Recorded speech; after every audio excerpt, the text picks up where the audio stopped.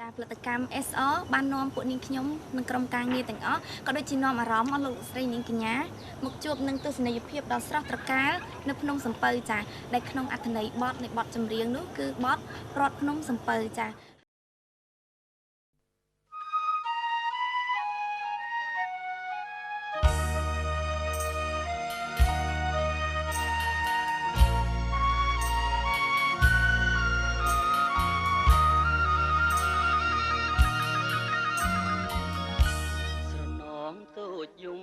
ជើងភ្នំសំពៅ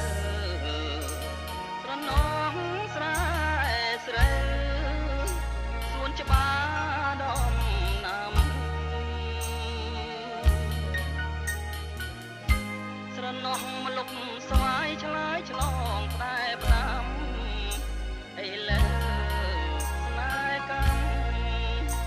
ឲ្យយើងបាយគ្នាប្រត់ពីមុំទាំងយំស្រណងអ្វីអ្វីទាំងអងប្រត់ព្រួងកម្មពីស្នេហ៍យើងនៅស្មោះចំពោះនឹងគ្នាតែកម្មវេរីឲ្យប្រត់គ្នាបាន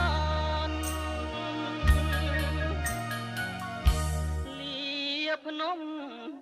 សំពៅលាតទៅទាំងស្ដាយធ្វើមិនដាច់កម្មកាយឲ្យឆ្ងាយកលយាមខ្លួនបងក្រកសពសួនីរទេប្រានឲ្យតែអូនបានសុខសាន្តអដម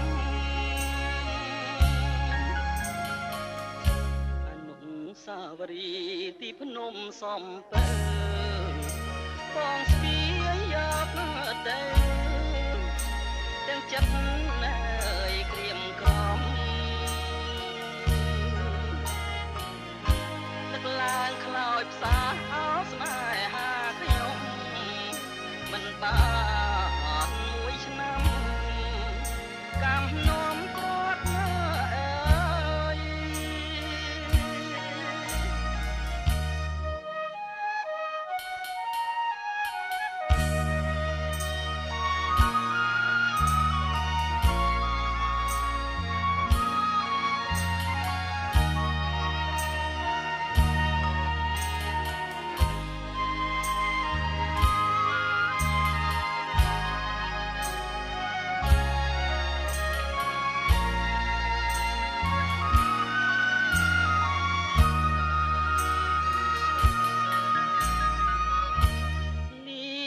ភ្នំសំពៅលាតទៅទាំងស្ដាយធ្វើមិនដាច់កម្មកាយឲ្យឆ្ងាយកលយាម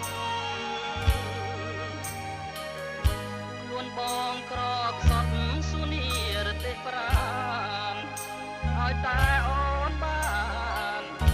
សុខសាន្តអដម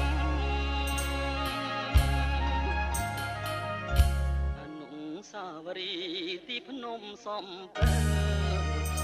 បងស្ពាយយកទៅទាំងចិត្ត